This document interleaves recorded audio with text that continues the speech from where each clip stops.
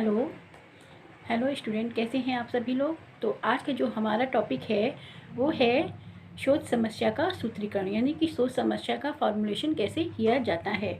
तो इससे पहले हम टॉपिक पे आगे बढ़ें तो आप इससे पहले मेरे चैनल को आप लोग लाइक कर दीजिए, शेयर कर दीजिए, उसको सब्सक्राइब कर लीजिए ताकि अगली क्लास आप तक आसानी से हमारी पहुँच सके। तो चलते हैं आज के अपने टॉपिक पे। तो शोध समस्या का सूत्रीकरण कैसे होता है।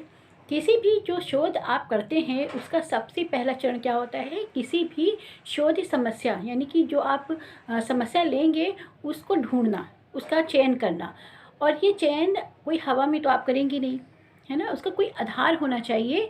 क्योंकि बिना आप ऐसे अचानक कोई भी रिसर्च का जो शोध का टॉपिक है आप ऐसे नहीं ले सकते ना। तो उस पर भी एक आपको जानकारी होनी चाहिए, इन्फॉर्मेशन होनी चाहिए कि जो आप शोध ले रहे हैं, रिसर्च ले रहे हैं, आपकी क्या उसके बारे में जो शोध है उसके साधन उपलब्ध हैं कि नहीं हैं, उसको जानने के लिए ऐसे आप हवा में कोई चीज़ नहीं करेंगे।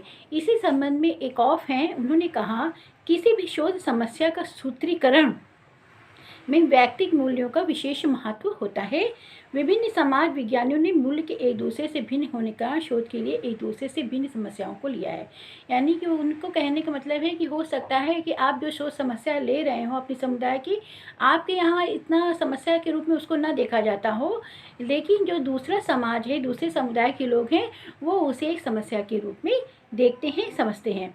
तो ये जो शोध समस्या है, यहाँ पर हम ऐसी समस्याओं को लिखते हैं जहाँ पर वो शोध समस्या सैद्धांतिक भी हो और व्यवहारिक भी हो, यानी इसका निराकरण होना जरूरी हो।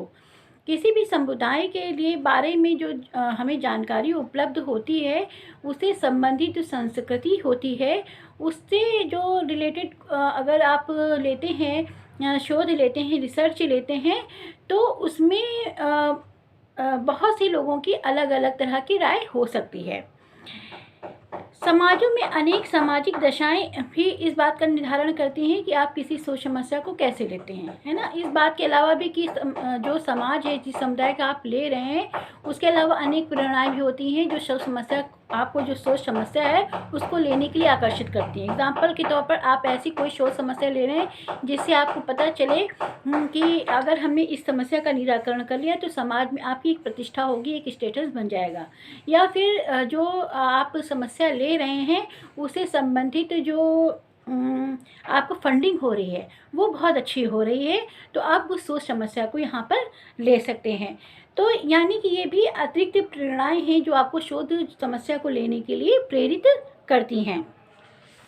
आगे अगर हम बात करें इसकी, तो जो सोच समस्या के जो सूत्रीकरण है उसके भी कई आधार होते हैं। इसमें मर्टर ने इसके 3 आधार बताए हैं, सॉरी 5 आधार बताए हैं मर्टर ने। तो देख लेते हैं। पहला है इसमें शोध उपभोक्ता। शोध उपभोक्ता का तात्पर्य होता है कि शोध दल या उस क्षेत्र कार्य से संबंधित जितने भी सहयोगी हैं वो सभी शामिल किए जाते हैं। यानी कि जो आप रिसर्च कर रहे हैं उस रिसर्च से संबंधित, शोध से संबंधित जितने प्रत्यक्ष अप्रत्यक्ष रूप से आपके सहयोगी हैं वो सब क्या होते हैं, शोध उपभोक्ता। क्योंकि आप उनसे कहीं ना कहीं जानकारी प्राप्त कर रहे हैं, किसी न किसी रूप में उसको रिलेट कर रहे हैं, तो उनको शोध उपभोक्ता की संज्ञा दी गई है। कहते हैं कि विभिन्न श्रेणियों में विभिन्न जो शोध उपभोक्ता होते हैं उनकी प्रकृति अलग होती है और उनका जो आपका जो समस्या है, उस शोध करने का जो समस्या है वो भी कहीं सैद्धांतिक कहीं व्यवहारिक होनी चाहिए। कहने का मतलब ये है कि आपका जो शोध है, जो रिसर्च आप टॉपिक ले रहे हैं, तो सभी लोग तो एक जैसे टॉपिक नहीं ले सकते हैं ना। तो जो शोध ले रहे हैं उससे संबंधित जो आपके रिसर्च से जो संबंधित जो भी व्यक्ति हैं या कोई भी जो संस्था है उसका वो रिलेट करेंगे आप यहाँ पर आकर। अलग अलग शोध होता है, उसकी अलग अलग प्रकृति होती है। एग्जाम्पल के तौर पर आप दहेज प्रथा का ले रहे हैं, बाल विवाह का ले रहे हैं, बाल अपराधी का ले रहे हैं, तो उसमें एक जैसे तो लोग आएंगे, शामिल नहीं होंगे ना। तो उसमें अलग अलग लोगों को आपको शामिल करना पड़ेगा, हर कैटेगरी के अलग अलग लोग होते हैं। तो वही इनका कहने का मतलब है कि जिसकी प्रकृति अलग अलग होगी तो वैसे ही शोध दल का जो शोध दल उपभोक्ता होते हैं उनकी प्रकृति भी अलग अलग होती है। शोधकर्ता के उद्देश्य, या शोधकर्ता के जो उद्देश्य हैं, क्यों करना चाहता है शोध, है ना, क्यों करना चाहता है, किस लिए कर रहा है ना। तो इस उद्देश्य को ध्यान में रखकर भी चीज़ें रिलेट करके देखी जाती हैं।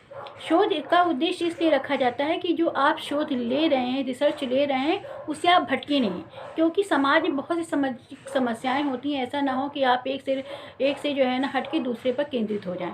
तो इसलिए यहाँ पे कहा जाता है कि शोधकर्ता की जो उद्देश्य है उसको परिभाषित होनी चाहिए, स्पष्ट होनी चाहिए। उद्देश्य प्राप्ति का वैकल्पिक साधन होना चाहिए, क्योंकि आप जो उद्देश्य कर रहे हैं हो सकता है उससे संबंधित कई चीज़ें आपके पास जानकारी होनी चाहिए। क्यों?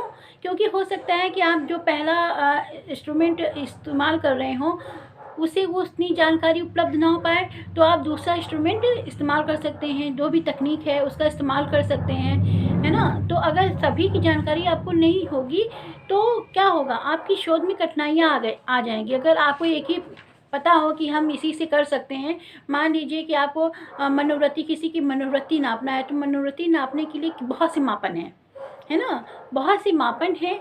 तो अगर आपको सब मापन का बारे में जानकारी होगी तो आप अगर एक मापन की समस्या ख़त्म मतलब खड़ी हो जाती है, आप एक से माप रहे हैं, आपको नहीं समझ में आ रहा, नहीं कर पा रहे हैं, तो कम से कम आपको जानकारी है, तो आप दूसरे मापन के द्वारा आप अपनी समस्या का निराकरण कर सकते हैं। जो विकल्प होते हैं उनके चयन के प्रति भी संदेह होना ज़रूरी है। यानी कि जो शोध करता है, जो भी उपकरण का चुनाव कर रहा है, उसमें उसको संदेह होना चाहिए कि जो सूचनाएं एकत्रित कर रहा है, विश्लेषण कर रहा है, वो पूरी तरह से सटीक है या नहीं से। क्योंकि जब तक सटीक अगर उसमें संदेह नहीं होगा तब तक वो चयन के प्रति जो दशा है, उसके मन की दशा है, उसका वो चयन नहीं कर पाएगा। क्योंकि चुनाव करने में वो तभी सफल हो पाता है जिससे वो सही सूचनाएं प्राप्त कर सके, है ना। अगर उसके मन में संदेह होगा कि जो सूचनाएं प्राप्त कर रहा है, जहाँ भी वो सूचनाएं प्राप्त करने के लिए, तथ्य संकलन के लिए जा रहा है, अगर वहाँ पर जो चीज़ें हैं वो उतनी अच्छी उपलब्ध नहीं है, तो उसके पास अन्य विकल्प मौजूद होंगे, वहाँ से और अच्छी सूचनाएं प्राप्त कर सकता है। साइंटिफिक, है ना, साइंटिफिक जो है ना कर सकता है, यानी कि वैज्ञानिक जो शोध है, रिसर्च है, उसको वहाँ पे प्राप्त कर सकता है। एक से अधिक समग्र होना चाहिए, क्योंकि अगर एक से अधिक समग्र होगा तो कहीं आप जो उपभोक्ता दल है, आपको बताया ना, उपभोक्ता दल अगर कहीं पर आपको सही जानकारी उपलब्ध नहीं हो पा रही है, तो आप दूसरे समग्र का यूज़ करके वहाँ से आप अपनी सही जानकारी प्राप्त कर सकते हैं। अब इसकी आवश्यकताएं क्यों होती हैं, जो शोध समस्या के सूत्रीकरण है उसकी आवश्यकताएं क्यों होती हैं। मूल प्रश्न के लिए रॉबर्ट मर्टन कहते हैं, रॉबर्ट मर्टन ने इसको 3 विभागों में विभाजित किया है। पहला इसमें मूल प्रश्न। शोध समस्या का सूत्रीकरण करने के लिए सबसे पहले ये जानना आवश्यक है कि जो आप रिसर्च ले रहे हैं क्या वह सामाजिक तथ्य है ना। दरखाइम ने क्या कहा था, सामाजिक तथ्य समाज में उपलब्ध होने चाहिए, क्योंकि जो सामाजिक तथ्य है उसका ही एक अर्थपूर्ण अर्थ निकलता है। इसलिए अगर कोई शोध ले रहे हैं तो सबसे पहले ये जान लेना आवश्यक है कि जो आप रिसर्च ले रहे हैं क्या वाकई में वो सामाजिक तथ्य है, तभी हम उसको लें। आगे वो कहते हैं, अनेक तथ्य एक विशेष समुदाय से संबंधित योगदान के लिए कुछ प्रतिमानों को स्पष्ट करते हैं तथा कुछ किसी विशेष कारणों को स्पष्ट करने के लिए होते हैं। एक विशेष अध्ययन समस्या के कारणों को के अध्ययनकर्ता के लिए इस बारे में आश्वस्त होना जरूरी है कि वह किस सामाजिक तथ्यों को समस्या समझ रहा है ना। अनेक सामाजिक तथ्य होते हैं हमारे, कहने का मतलब मर्टन ये कह रहे हैं कि अनेक सामाजिक तथ्य होते हैं। समाज में बहुत सी समस्याएं होती हैं, बहुत से सामाजिक तथ्य होते हैं, लेकिन आप किस सामाजिक तथ्य को समस्या समझ रहे हैं उसको भी जान लेना आवश्यक है। उसके बारे में भी आपको जानकारी, आपको नॉलेज होनी चाहिए। अगला है समस्या के तार्किक आधार। जो समस्या आप ले रहे हैं उसका तार्किक आधार होना जरूरी है, यानी कि आप तर्क के आधार पर उसको स्पष्ट कर सकते हो और उसके बारे में जो साधन हो वो भी तार्किक हो, तभी आप किसी समस्या को निराकरण कर सकते हैं। विशिष्ट बोध होना चाहिए, यानी कि जिन दशा में लोग एक समस्या को सामाजिक घटना मानकर चलते हैं, मान लीजिए आप एग्जाम्पल की तरफ मान लीजिए यहाँ पर कि आप ऐसी संस्कृति में रहते हैं जहाँ सामाजिकरण के द्वारा कुछ प्रतिमानों को निश्चित करने के लिए आपको अभ्यस्त कर दिया गया है, लेकिन दूसरी जो संस्कृति के लोग हैं उसको आप वो उस चीज़ को अच्छा नहीं मानते या उसको एक समस्या के रूप में सामने लाते हैं, तो आप किस समस्या के रूप में उसका विशिष्ट बोध कर रहे हैं, कि समस्या को समझ रहे हैं कि उस संस्कृति से संबंधित ये सामाजिक समस्या है, उसका निराकरण कर रहे हैं, ये भी जानना यहाँ पर बहुत आवश्यक है। एग्ज़ाम्पल के तौर पर अगर आप जनजाति ले लीजिए, है ना, एस्किमो जनजाति ले लीजिए, वहाँ पर क्या होता है, बुजुर्गों को मार के खा लिया जाता है जब बुजुर्ग हो जाते हैं। लेकिन हमारी संस्कृति में क्या है, हमारी संस्कृति में ऐसा नहीं है। तो हम वहाँ की हम अपनी संस्कृति के आधार पर वहाँ का जब मूल्यों का प्रतिमान का आकलन करते हैं, तो हमें वही सामाजिक समस्या लग सकती है। तो इस तरह की जो सामाजिक समस्या है, इसका विशिष्ट बोध होना बहुत आवश्यक है। सोच समस्या के समाजीकरण के निर्धारक तत्व क्या होते हैं? पहला, अवलोकन की समस्या। ठीक है, अवलोकन यानी कि आप जो भी रिसर्च ले रहे हैं, उसका अवलोकन करना बहुत ज़रूरी है। एग्जाम्पल के तौर पर अगर आप बाल अपराध ले रहे हैं, तो बाल अपराध के बारे में जानने के लिए आप कहाँ जाएंगे? बाल अपराधी केंद्र जाएंगे, वहाँ पर जहाँ बच्चे रखे जाते हैं, या फिर उन माता पिता से मिलेंगे, वहाँ की जो सामाजिक समस्याएं हैं उसको जानने की कोशिश करेंगे, आखिर किन दशाओं में बच्चे ने बाल अपराधी बनने का जो ये चीज़ था या क्राइम किया है, वो किस सामाजिक परिस्थितियों में हुआ है। विषय के बारे में उपयोगी साहित्य का अध्ययन होना चाहिए। जो आप ले रहे हैं, शोध ले रहे हैं, उससे संबंधित जो साहित्य है, जो उपलब्ध है साहित्य, वो कहीं ना कहीं डायरेक्टली इनडायरेक्टली कहीं लिंक कर सकते हो। तो ऐसे शोध साहित्य का आप पढ़ के उसके बारे में नॉलेज कर सकते हैं, कि बहुत सी नॉलेज यहाँ पर इकट्ठी आप कर सकते हैं। सोच समस्या का अधिक अनुभव रखने वाले व्यक्तियों से विचार विमर्श करना, जो इसके विशेषज्ञ हैं, जो इस शोध समस्या के विशेषज्ञ हैं, या इनसे रिलेटेड जो भी व्यक्ति हैं, उनसे आप उनसे विचार विमर्श कर सकते हैं। कोई एनजीओ हो सकता है, कोई संस्था हो सकती है, कोई व्यक्ति हो सकता है जो इस समस्या पर काम कर रहा हो।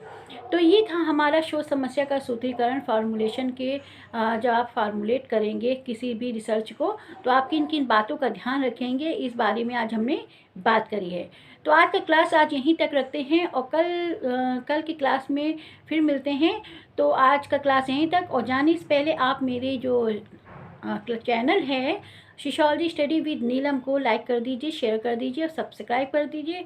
और आपको जो अगर पॉइंट समझ में नहीं आ रहा है, तो आप मुझे कमेंट से कर सकते हैं। तो आज की क्लास यहीं तक रखते हैं। Thank you.